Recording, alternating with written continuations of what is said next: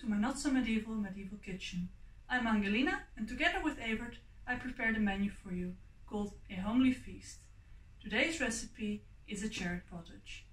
For this recipe you will need the following: 900 grams of fresh ripe red cherries, or alternatively about 600 to 800 grams of jarred destoned cherries, 350 milliliters of red wine, or if you want to make a non-alcoholic version, 300 milliliters of cherry juice, 175 grams of white sugar, 50 grams of unsalted butter, 225 grams of fine breadcrumbs, and a pinch of salt. Before we can start making the pottage, we have to puree the cherries first. So if you haven't washed them yet and haven't checked whether they are all completely destoned, you should do that first. Once you have, we can puree them in any way you like. I just like to use a food processor tool for that.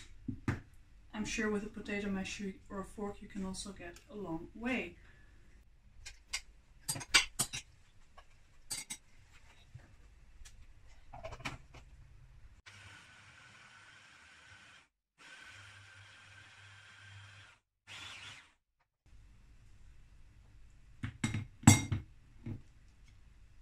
So this is a nice consistency. The next step is to prepare a saucepan on medium heat and stir everything together until it becomes a nice thick pottage. Currently I'm heating up the saucepan and I'll be adding the butter to it. First we'll let this melt, and after that we can add the pureed cherries, the sugar, the liquid, which can either be the wine or, if you want a non-alcoholic version, the cherry sauce.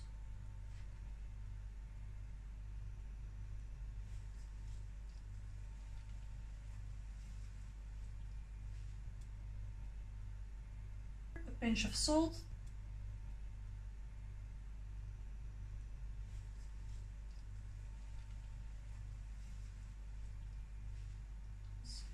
and the breadcrumbs,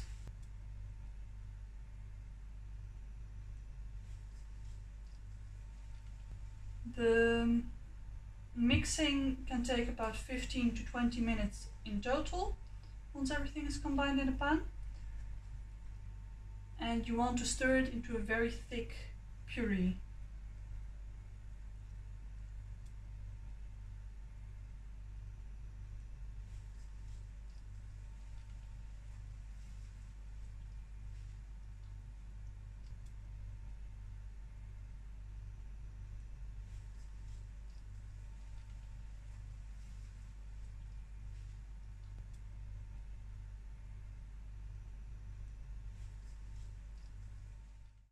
To stir the pottage, I like to just fold it over itself constantly. That way you have more grip.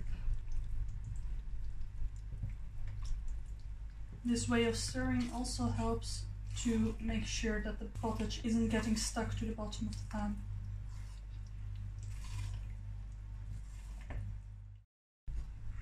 As you might be able to see, it has become quite thick. So I'd say it's done. I'll transfer this to another bowl.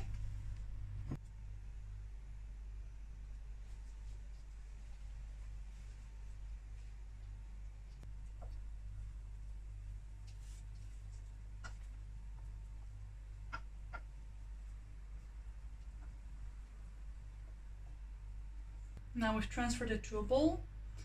We can let this cool down at least a little bit. You can let it cool down completely and then cover it, put it in the fridge. It will serve about 8 portions.